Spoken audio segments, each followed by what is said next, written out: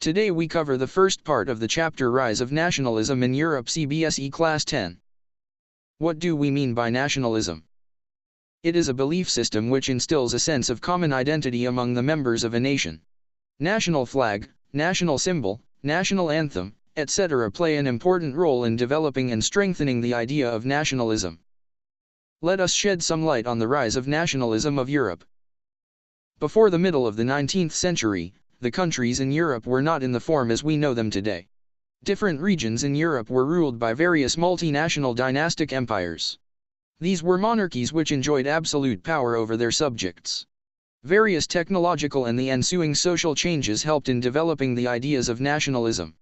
The process of creation of nation-states began in 1789, with the French Revolution. It took about 100 years for the idea to gain concrete shape, which resulted in the formation of France as a democratic nation-state. The trend was followed in other parts of Europe and led to the establishment of the modern democratic systems in most parts of the world, at the beginning of 20th century. Let us now study about the French Revolution. French Revolution led to a change in politics and constitution of France. In 1789 the power was transferred from monarchy to a body of citizens. It was proclaimed that henceforth the French people would shape the destiny of their country, creating a sense of nationhood. Various steps were taken by the revolutionaries to create a sense of common identity among people. Some of these steps are given below. The idea of the fatherland and citizen was created to emphasize a community which enjoyed equal rights under the Constitution. The royal standard was replaced with a new French flag, the tricolor. The Estates General was elected by the body of active citizens and it was renamed as the National Assembly. In the name of nation, new hymns were composed and oaths were taken. Martyrs were commemorated. A centralized administrative system was created which formulated uniform laws for all citizens.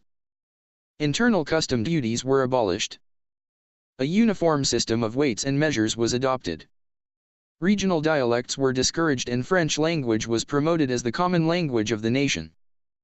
The revolutionaries also declared that it was the mission and destiny of French people to liberate the people of Europe from despotism and help other regions of Europe in becoming nations. Effect on other parts of Europe. In different cities of Europe, people became motivated from the events in France. As a result, students and other people from the educated middle classes started setting up Jacobin clubs. Their activities made a ground for further encroachment by the French armies. The French army moved into Holland, Belgium, Switzerland, and a large part of Italy in the 1790s. Thus, the French armies started carrying the idea of nationalism to foreign lands. Let's now study about Napoleon Bonaparte. Napoleon was the Emperor of France from 1804 to 1815. Although Napoleon destroyed democracy in France by reintroducing monarchy in France, but he made revolutionary changes in the field of administration. The idea was to make the system more rational and efficient. The Civil Code of 1804, which is commonly known as the Napoleonic Code, abolished all privileges based on birth. It also established equality before the law and secured the right to property. Even in those territories which came under his control, Napoleon began to introduce many reforms as he did in France. He simplified the administrative divisions in the Dutch Republic, Switzerland, Italy, and Germany. He abolished the feudal system and peasants could be freed from serfdom and manorial dues. Guild restrictions were removed in towns. Transport and communication systems were improved. Reaction of people. Peasants, artisans, workers, and new businessmen enjoyed this newfound freedom. They could realize that uniform laws and standard system of weights and measures in a common currency would be more helpful in movement and exchange of goods and capital across various regions. But in areas which were conquered by France, people's reactions towards French rule were mixed.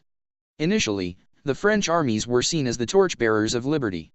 But very soon people could realize that the new administrative system was not going to guarantee political freedom. Increase in taxes, censorship, and forced conscription into the French armies were seen as outweighing the advantages of administrative changes which Napoleon brought. Thus the initial enthusiasm of people began to turn into hostility. Thank you.